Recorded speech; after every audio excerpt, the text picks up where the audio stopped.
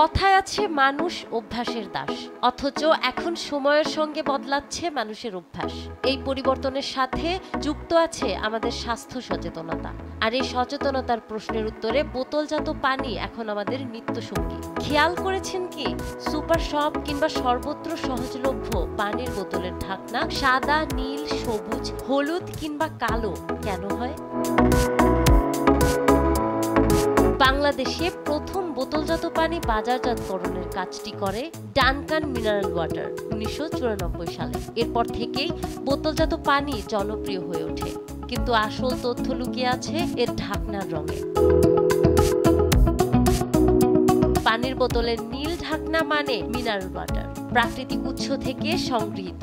গবেষণা বলছে এতে সাধারণ পানির তুলনায় বেশি অ্যান্টিঅক্সিডেন্ট থাকে। সাদা রঙের ঢাকনা থাকলে বুঝতে হবে ভূগর্ভস্থ উৎস থেকে প্রক্রিয়াজাত করা বিশুদ্ধ পানি, প্রতিদিনের ব্যবহার উপযোগী। সবুজ ঢাকনার মানে হলো ফ্লেভারড ওয়াটার, লেবু, আপেল বা কমলার স্বাদযুক্ত, তবে এতে চিনি ও কেমিক্যাল থাকায় নিয়মিত খাওয়া স্বাস্থ্যকর নয়। হলুদ রঙের ক্যাপ মানে ভিটামিন ও ইলেকট্রোলাইট যুক্ত পানি, বিশেষত গরমে পানি শূন্যতা রোধে উপকারী। লাল কাপের বোতলে থাকে কার্বনেট বা স্পার্কলিং ওয়াটার, যা দামি ও বিশেষ ধরনের।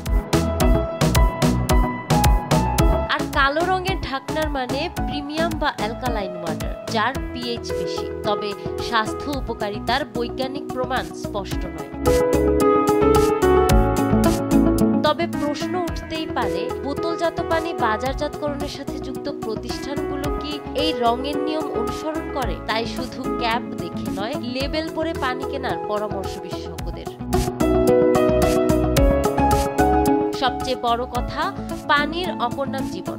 সাম্প্রতিক গবেষণা বলছে প্রতিদিন 8 গ্লাস বা প্রায় 2 লিটার পানি পান করলে আমাদের শরীর আর্দ্র থাকে। তাই বোতলের ঢাকনার রং চিনে সচেতনভাবে পানি পান করুন। নাহার বৃষ্টি, দেশ টিভি।